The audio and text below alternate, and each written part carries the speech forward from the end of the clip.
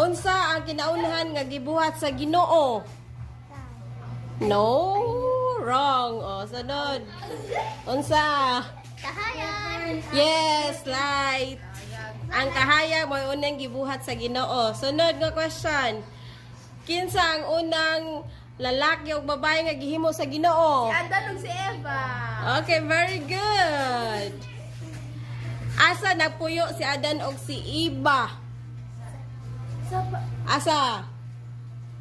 Asa ang unang pinuy-anan ni Adan og ni Eva? Pangan ni si Lugar, pangan sa lugar. 1, 2, 3.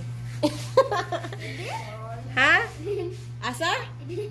Garden of Eden. Okay, correct.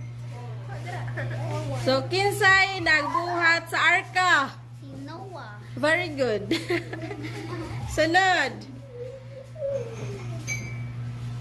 How many of which animal did Noah take on the ark? Tagpila ka parisan ay tagpila ka buok sa matag mananap ang gipas. Oh, duha. Correct. Dali ay. Kinsa man to propita nga gitukob sa isda? Sa.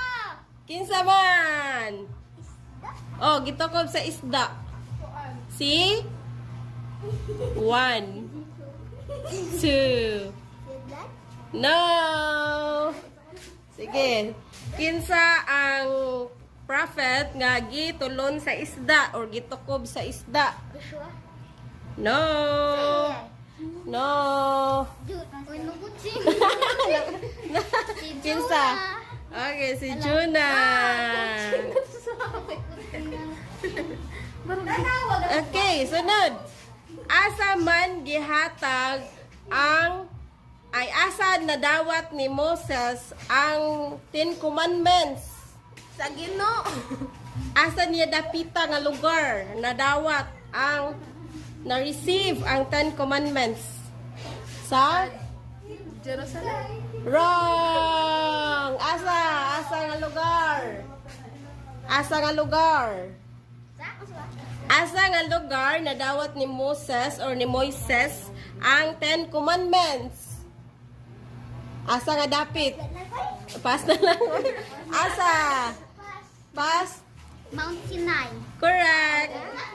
Sa Mount Sinai. Okay. New Testament na ta. Asa nga lugar or asa nga city si Jesus na tao? Jerusalem.